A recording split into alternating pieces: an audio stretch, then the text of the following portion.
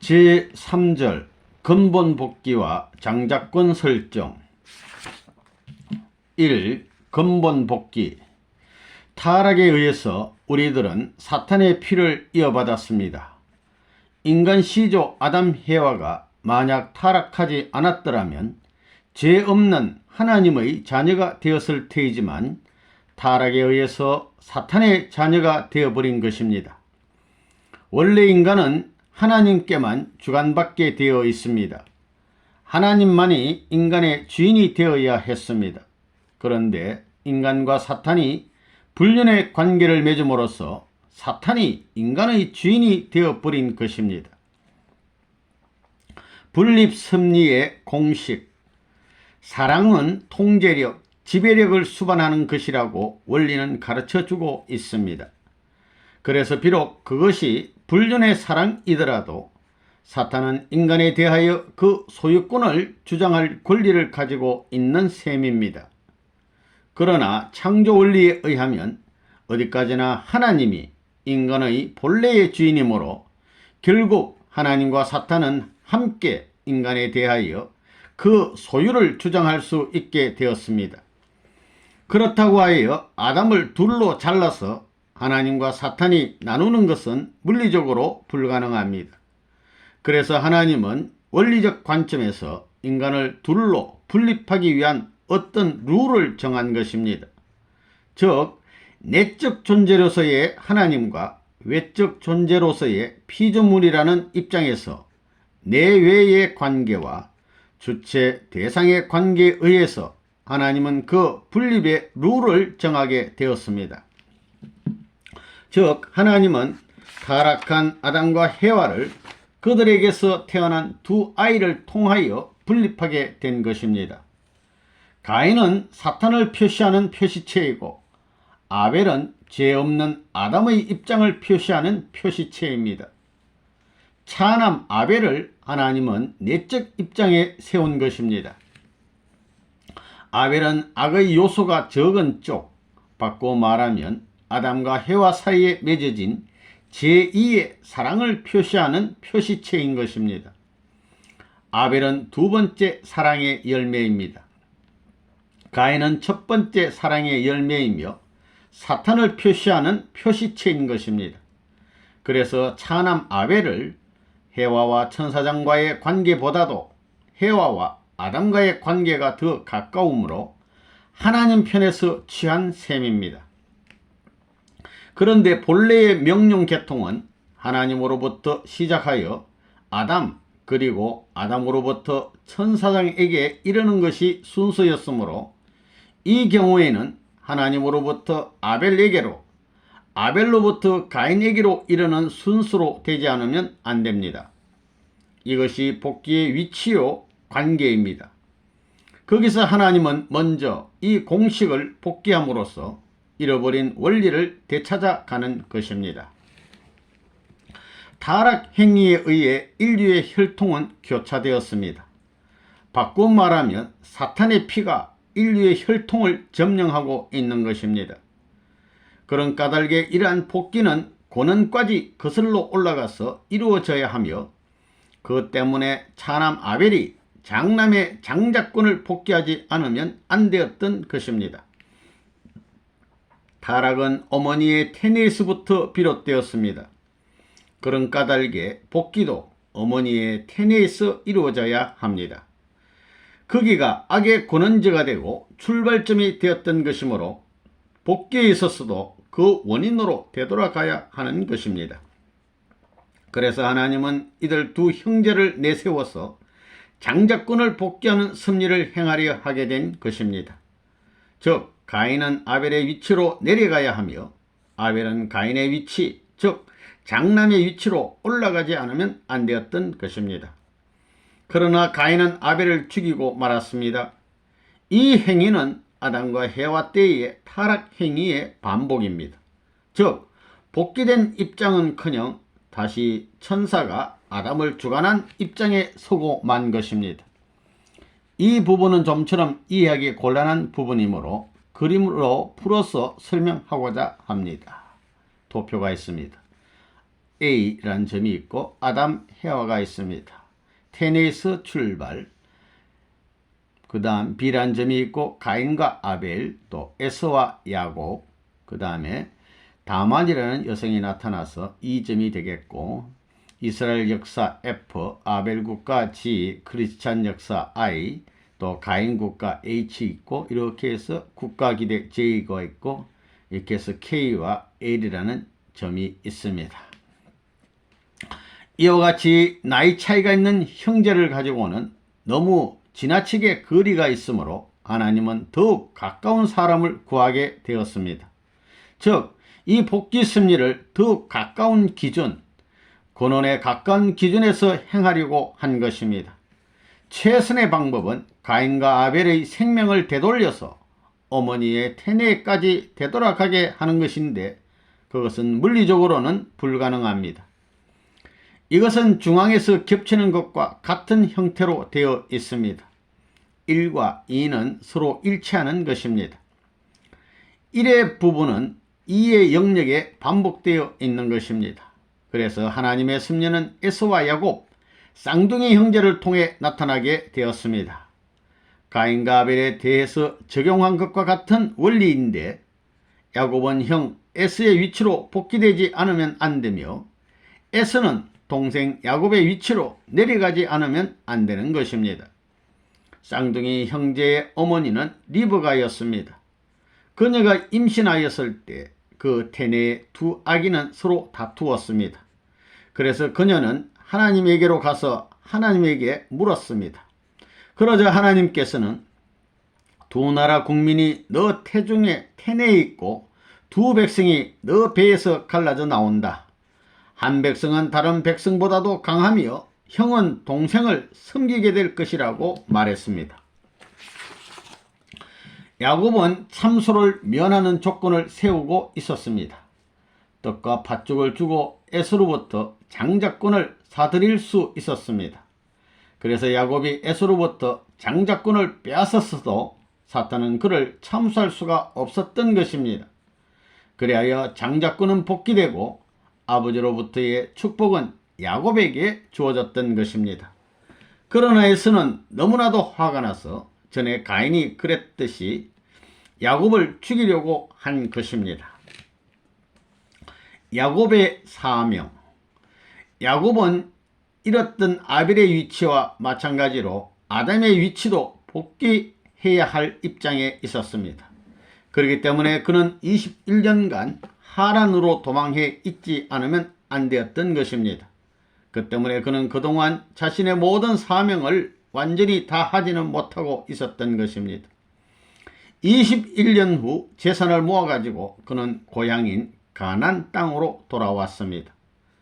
타락의 과정을 보면 어머니가 그 타락 행위를 선도하고 아들이 그 행위를 완결한 것이므로 모자가 합해서 인간에게 타락을 초래한 것이 됩니다. 그런 까닭에 복귀의 과정에 있어서는 그 반대의 경로를 걸어가야 합니다. 그래서 야곱 때에는 어머니 리브가와 차남 야곱이 목표 달성을 위해서 협력한 것입니다. 타락의 과정을 보면 해와는 아버지 하나님에게 거짓말하고 자기 오빠인 아담에게 거짓말을 했습니다. 그러므로 복귀에 있어서도 리브가는 야곱이 축복받게 하기 위해서 남편에게 거짓말하고 장남에게 거짓말을 한 것입니다. 두 형제의 아버지 이삭은 하나님의 입장이며 그 아들 에서는 가인의 입장이었습니다. 이와 같이 해서 기대는 세워졌습니다만 아직 실체로서의 복귀는 이루어지지 않았습니다. 즉 그때까지 야곱의 어머니는 그 사명을 완수하고 있었지만 다음은 야곱의 차례였던 것입니다. 야곱의 사명이란 천사에 의해서 침해되어진 아담의 위치를 복귀하는 일이며 또 가인에 의해서 살해된 아벨의 위치를 복귀하는 일이었습니다. 그리고 야곱은 에서의 위치로 돌아가 야곱의 위치로 내려간 에서를 굴복시키지 않으면 안 되는 것입니다. 그러면 21년 후에 야곱의 사명은 무엇이었을까요? 여러분은 아담이 어떻게 하여 사라져 갔느냐 하는 것을 생각해 봐야 합니다. 왜냐하면 그 아담의 위치 복귀가 우선 첫째로 중요한 그의 사명이기 때문입니다. 아담은 천사에게 주관되었던 것입니다. 그러므로 그 입장을 복귀하기 위해 야곱은 천사와 싸우지 않으면 안 되었던 것입니다. 이것이 야복강에서 일어났던 일입니다. 그는 천사와 하룻밤 내에 싸웠습니다. 그 결과 무엇이 일어났습니까? 천사는 야곱의 승리를 인정하여 그를 축복한 것입니다. 이와 같이 하여 본연의 위치는 회복된 것입니다. 그러면 천사는 왜 야곱을 축복하기 전에 그의 환도뼈를 친 것일까요? 인간의 타락 행위는 몸의 그 부분, 즉 환도뼈를 잘못 씀으로써 초래된 것입니다. 그런 까닭에 그 죄를 범했던 부분을 침으로써 탕감은 완수되었던 것입니다. 즉 구약 성서에 있는 눈에는 눈으로 이에는 이로라 하는 법칙이 행해진 셈입니다.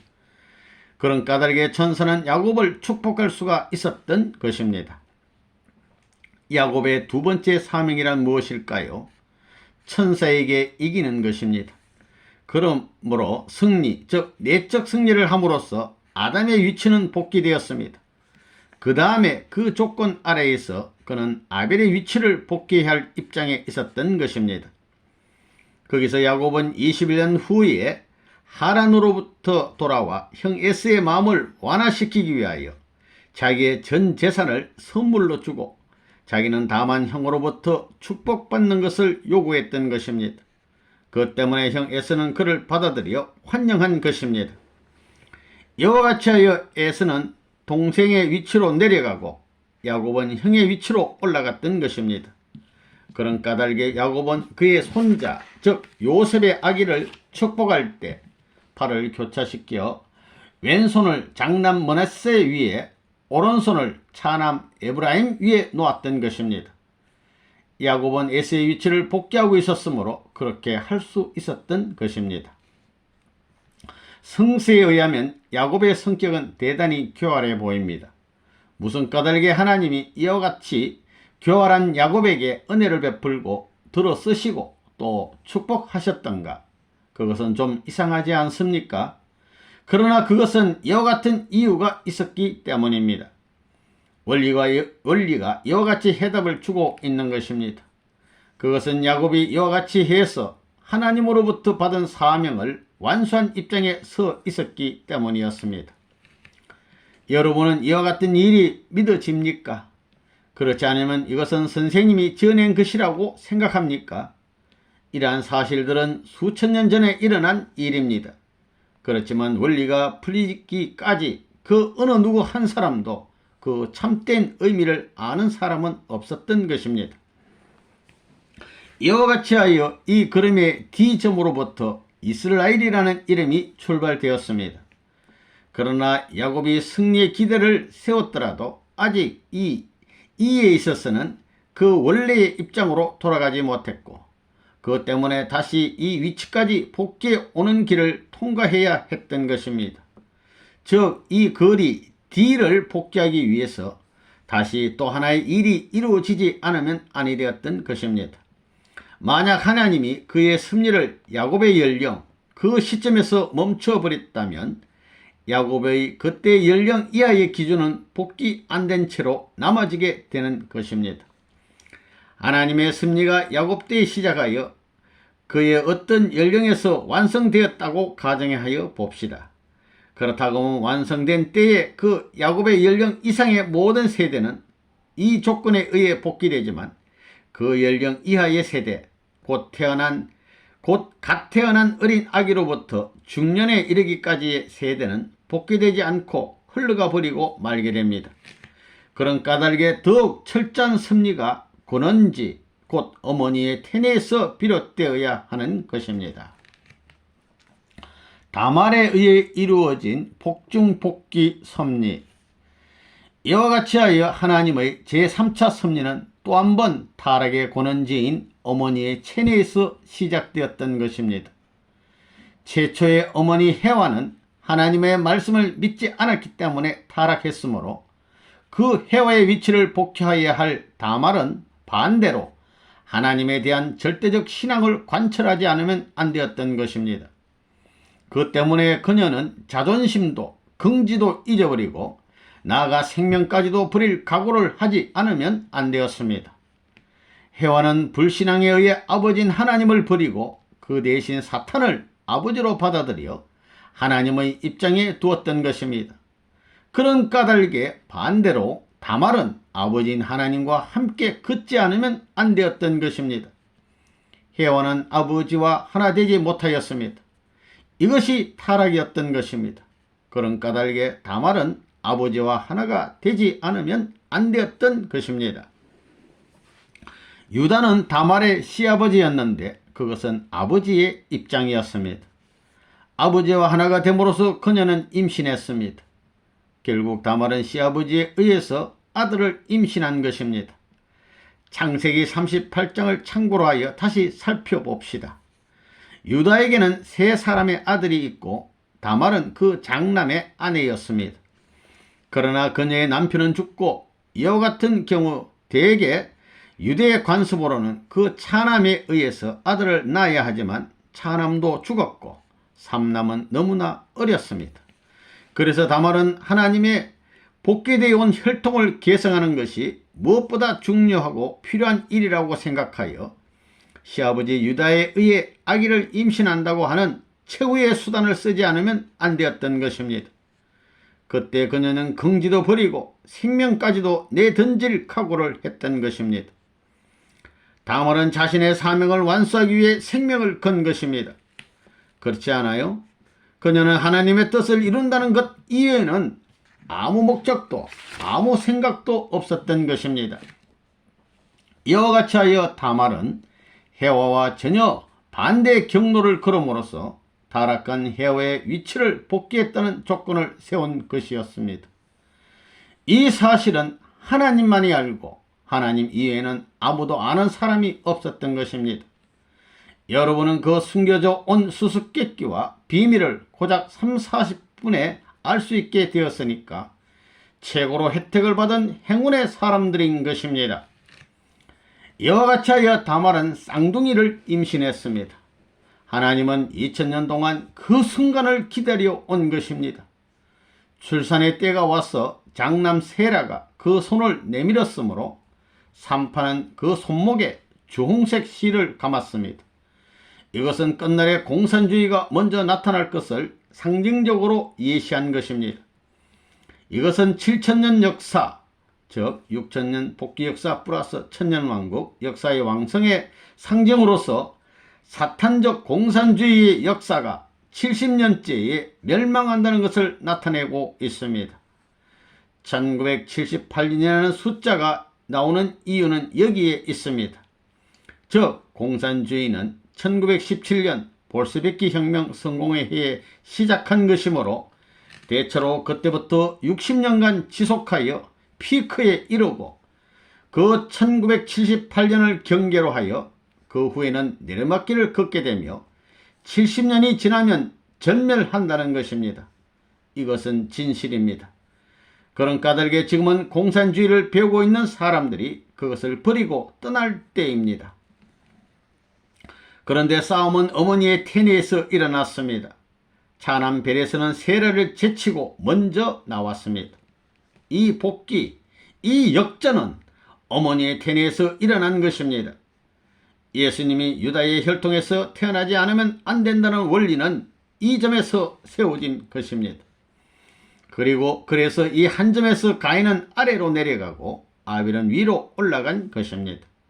그리고 이 점에서 역사는 다시 넓은 범위, 곧 가정에서 시족, 시족에서 민족, 민족에서 국가 기준으로 진행하여 온 것입니다.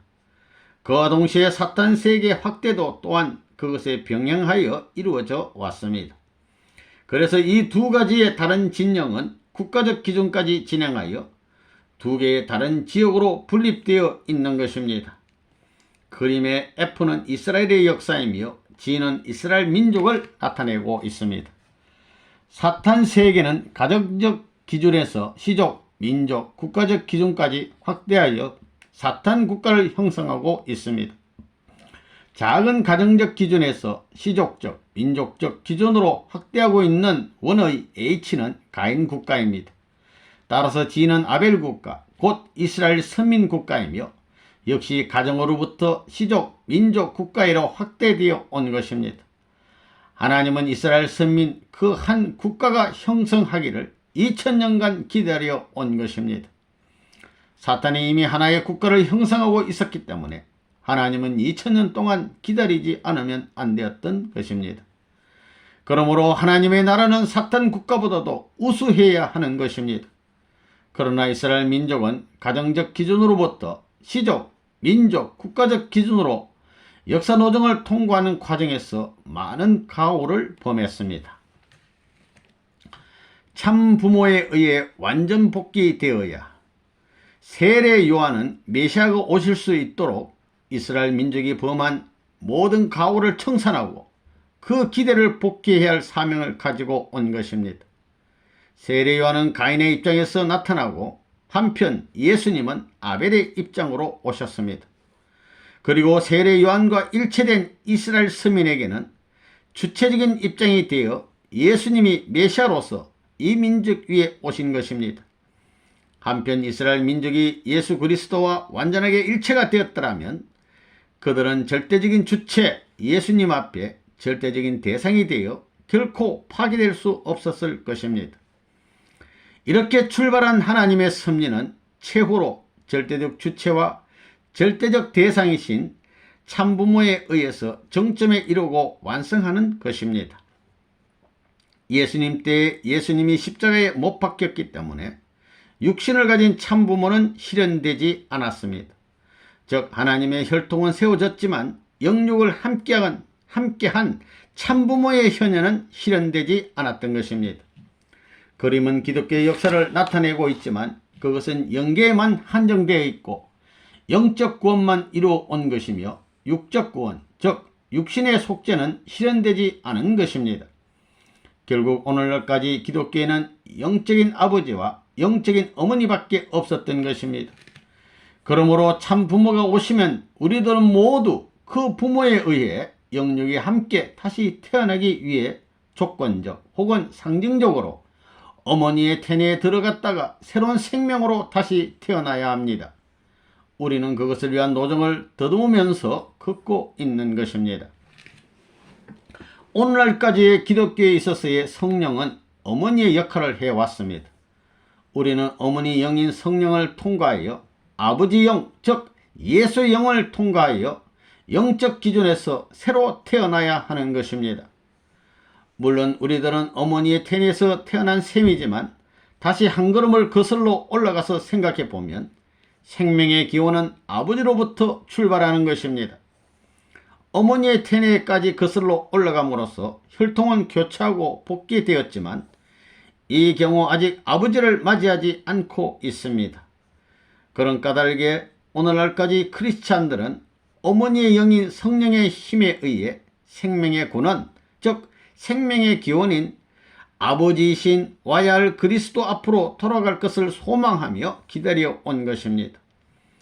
타락하기 전에 이미 아들과 딸의 생명은 모두 아버지인 아담의 몸 속에서 하나의 씨알로 출발하고 있었던 셈입니다. 아들이나 딸이 될 씨알은 아버지의 몸 속에 있는 것입니다.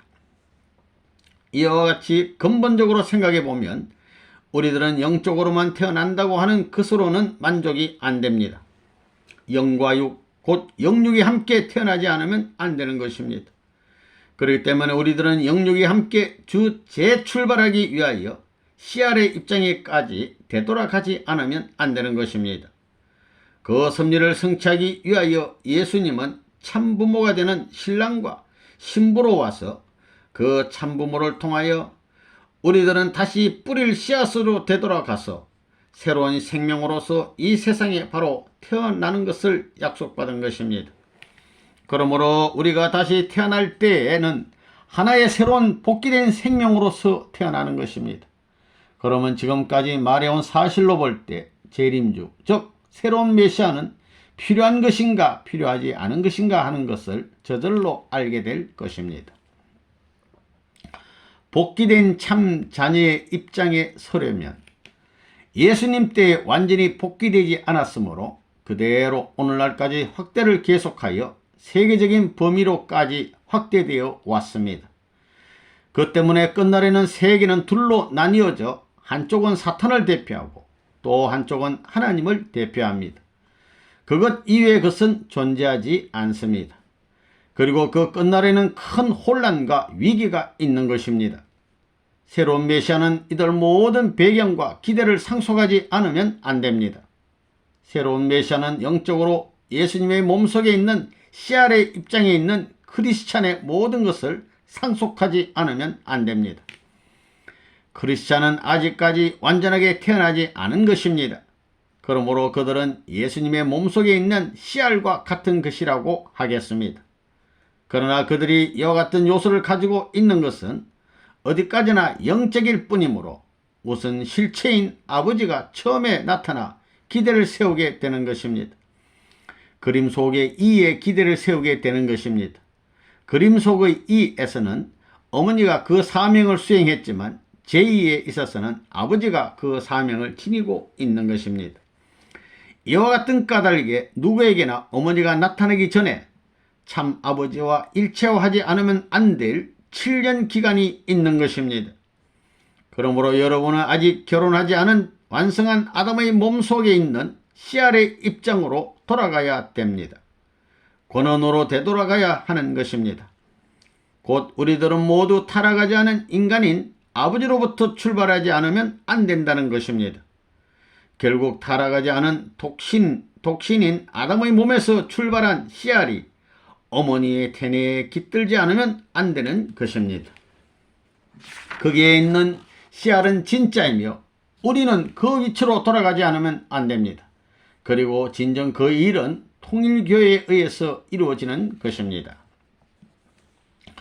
천적 사위기대.